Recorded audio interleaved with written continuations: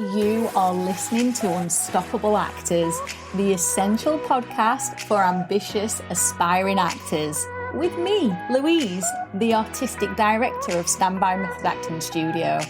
And every week, I'll be talking with you and sharing how you can become a paid, working, unstoppable actor, because you 1000% can.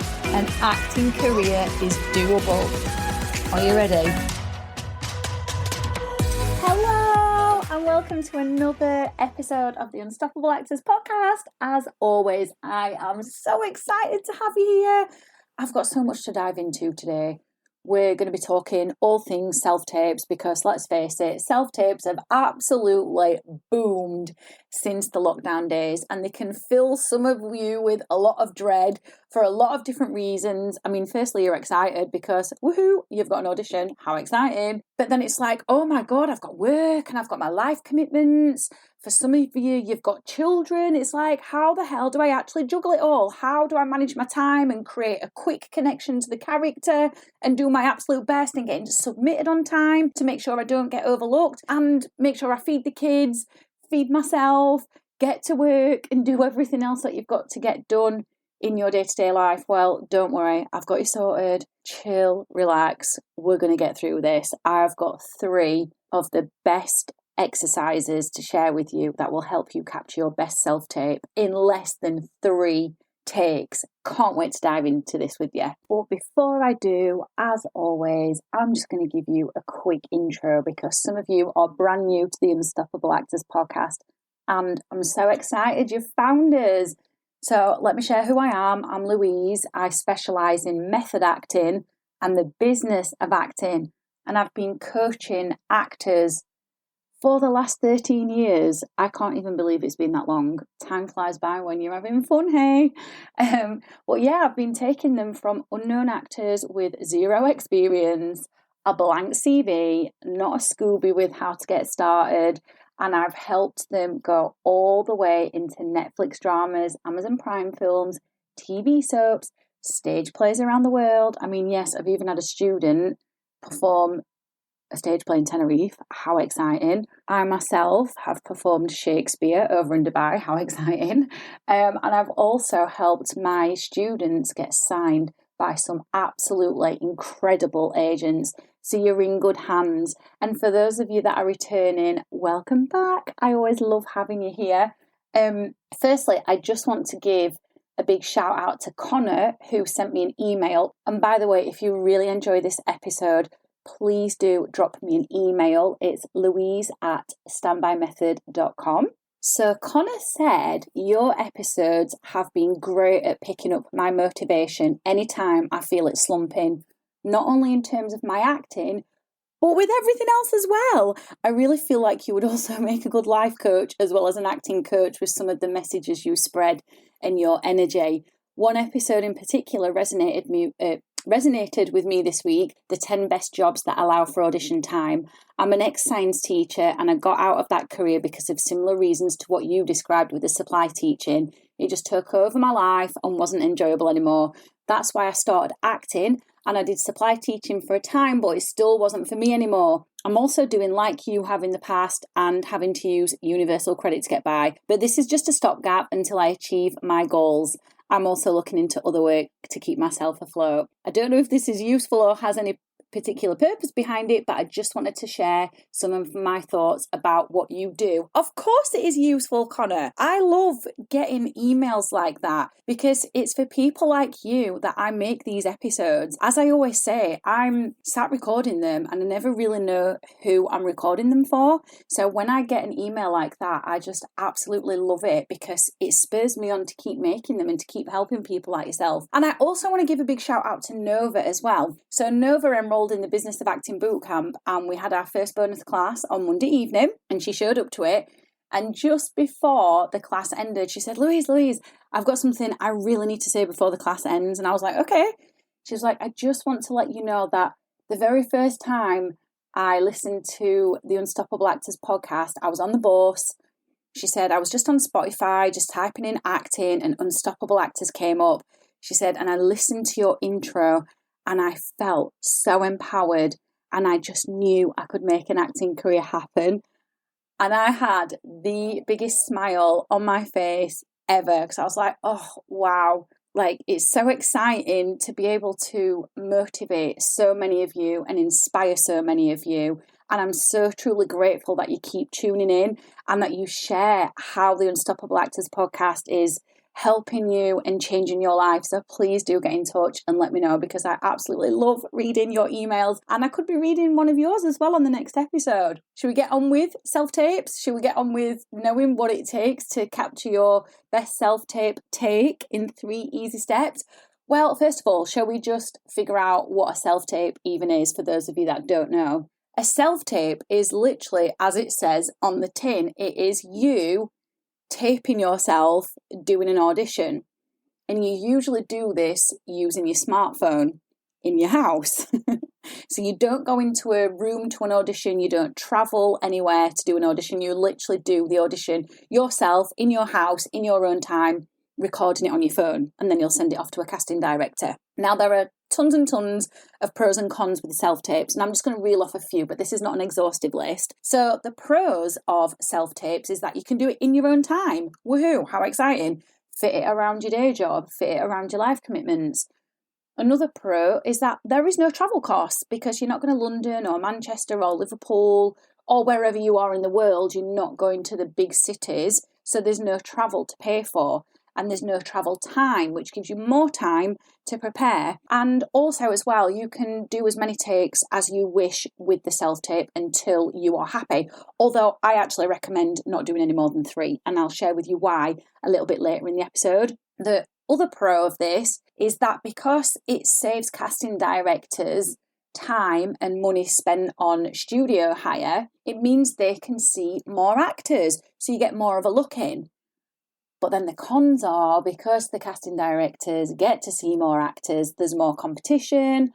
And also there are some little rumours that go around the industry that sometimes not all self-tapes are watched. I don't know how true this is, but I've heard it a few times. Hopefully that is not the case, but just bear that in mind. So the types of self-tapes that you are likely to come across then, I want to share with you 4 self-tapes that I've done recently. So one that I did this year, about 2 weeks ago, was for a skincare ad. This wasn't your typical self-tape where you're having to learn something. All they wanted was something called an ident, which is just basically where you say your name, you say the agent that you're represented by, or you tell them that you're self-represented if you don't have an agent, and you show them your hands. And then they asked for some close-ups of my face and my skin that had to go into the self-tape, and then they asked for me to share a quick story, just so they could get a bit of a vibe of my energy and who I am and what I'm like on camera. So there was nothing really to prepare. So that's one I had about 2 weeks ago. I've also recently done a self-tape for theatre, and I had to learn and prepare a monologue for that. And then that led to me getting a recall in person in Manchester. So that's 2 types of self-tape so far. Not long ago, I had a self-tape for a Channel 4 comedy. And with that, I had 3 different scenes to learn. They were all quite short scenes, but I had to have a reader for that. So I had to have someone else reading the other lines for me. So that's a different type. And then I've also done self-tape for a film. And with that, I was asked to prepare a monologue of my choice. They didn't give me one to prepare. So with that one, what I did is I chose something that matched the character. So they're the 4 different types of self-tapes that I've had recently that you are likely to come across. And as you've heard, there's different ways of prepping for them. So what we want to be doing is figuring out how can you actually connect to the character as quickly as you possibly can, and only do 3 takes or less. Now, the reason I recommend 3 takes or less is because once you start getting into 5 takes, 7 takes, 10 takes, 15 takes, 20 takes, all the takes, you can't look at your self-tapes objectively anymore. How can you possibly say which is your strongest performance when you've got so many to choose from? It's just a bit like when you go and get your headshots and you get the, I forgot what it's called, but is it called a contact sheet? Where there's like all the thumbnails of all of the pictures that have been taken of you, and there's that many, you're overwhelmed by choice, and you're like, oh my God, where do I even start with this? Well, it's the same with self-tapes. So you literally want to be doing 3 takes and that is it. Because in 3 takes, you're also going to be driven to give your best performance. Whereas when you're starting to do more and more takes, you're dragging it out and you'll start to lose energy and you'll dip and you'll lose connection and you'll get frustrated and then things will start going wrong. So 3 takes keeps you nice and focused. Now, what I want to share with you is the 3 best ways to make a very quick connection to the character so you can deliver your best self-tape. If you're unsure what a take is literally you recording the performance once. That is 1 take. If you then record it again, that's the 2nd take. And if you record it again, that's the 3rd take. Let's go to these 3 character tips then. The first one is, when you get the script, you need to figure out the emotional journey that the character is on. So where do they start emotionally at the beginning of the scene and where do they end? That's really important because you as the actor want to go on an emotional journey with this character, because then you take your audience, which is going to be the director if it's an independent film, or it's going to be a casting director if the project has got a bit more of a budget behind it. You want to be taking your audience on a journey so they stop thinking, oh, I'm just watching another actor, and they get taken in and drawn into this story that you're sharing. So figure out what the emotional journey is. This will also stop you playing one emotion, because that's what I see a lot of actors doing when they're, just making little mistakes and little errors with self-tapes. They're playing one emotion. And I always like to remind myself of what Uta Hagen said. Uta Hagen was an acting practitioner, and she was very much a method actress. And she also trained actors in method as well. And what I really love about what she said is that when you play one emotion, you're playing a mood. A mood spelt backwards equals doom. You've got to remember that as humans, we're never just holding on to an emotion. Emotions evolve, and therefore the emotion has got to evolve throughout the scene as well. So remember that. Figure out the emotional journey that the character is on. Where do they start emotionally? Where do they end? Now, that's all well and good because we can figure that out logically in our head. We can go, oh yeah, well, they start off really happy here, and then this thing happens, and then they burst into tears, and it becomes really sad for them. And then something else happens, and they're perplexed, yeah? So maybe they go on this journey where there's 3 big different emotions in it. Intellectually, we can figure this out. But now you as the actor have got to be able to embody that emotion and express it. So the second step is you need to ask yourself, how do I know these emotions? When you ask yourself, how do I know these emotions? You're personalizing the script. Now you are empathizing with the character, and that's what you've got to do as an actor. You've got to empathize. You've got to put yourself in their shoes and figure out what it's like to have this emotional experience. So you bring that back to you by going, well, how do I know these emotions? And then you start to bridge the gap between you and the character. You start to make this crossover between you and the character. You start to make a deeper connection, and you get into your heart. Because as actors, yeah, we can have logical preparation, but we don't want to bring logic into the scene, because when we bring logic into the scene, we're in our head. And when we're in our head, there's no feeling. So have the logical preparation and then drop into your heart when you're in the scene itself by asking yourself how you know this emotion. And then the third step is, it's no good just having these big emotions that you're playing out and nothing to do with them, because we can become very, very self-indulgent. A lot of us actors get really bloody excited when we've got this emotion. We're like, yeah, I've got the tears, woo! But that's not how real life works, is it? Like, nobody in real life wants to cry and keep crying. If you think about it, what people actually want to do is they want to cover the tears up. They don't want to show them, because humans feel exposed and vulnerable when they're sharing emotions. And when they're vulnerable, that leaves them open to criticism. So actually, a lot of humans try and cover up their emotions. I mean, you can think about this like if let's just say you've been watching something with your partner, or watching something with your mom or your dad or your friends or whoever. Maybe it's like, let's just say some sort of video on Facebook where a dog has been rescued off the side of the road and it's looking all disheveled and it's really upsetting and it makes you cry, but you don't want anybody to see you cry. What do? You resort to behaviour, don't you? You're like, well, I know I've definitely done this. Like, pretended, oh, I've got something in my eye, or I've gone off to make a cup of tea so nobody can see me crying. Yeah, we try and cover it up. So think about the behaviour that accompanies this emotion, because one thing I want you to remember and really drill this into your head is that acting is a visual art. So everything that you do on screen tells a story. So if you look down with your eyes, it tells a story. If you scratch your nose, it tells a story. So just remember to ask yourself, what is the behaviour that accompanies the emotion? When you do that, you will be given not an emotion, you'll be given a performance with so much clarity, so much life in it, so much vitality, and it will be really enjoyable for you. And when you're working that way, you only need to do 3 takes.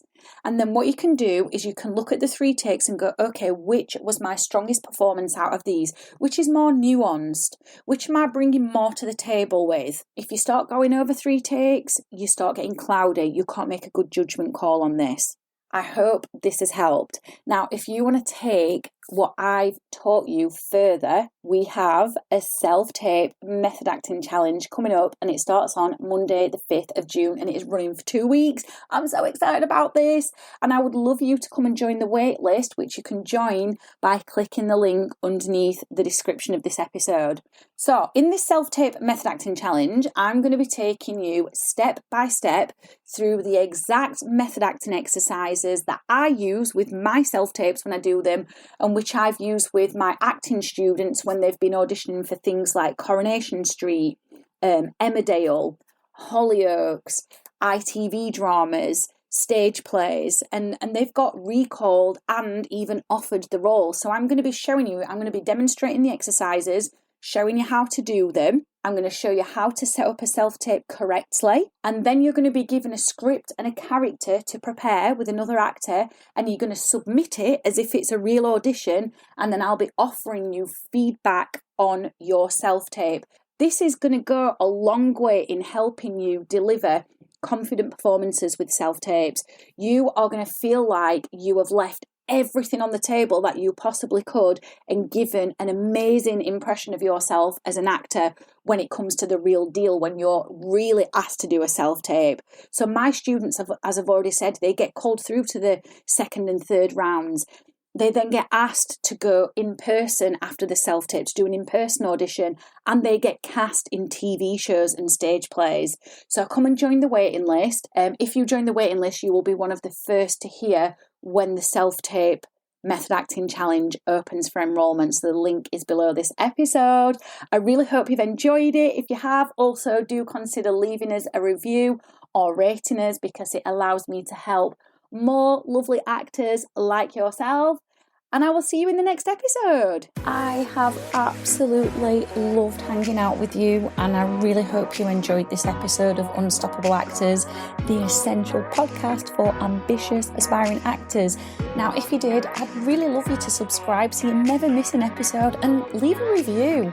And if you would like weekly injections of inspiration, you'd like mini method acting challenges to keep you making progress with your dreams, come and join the most supportive acting community online by clicking the link in the notes to help you become an unstoppable actor.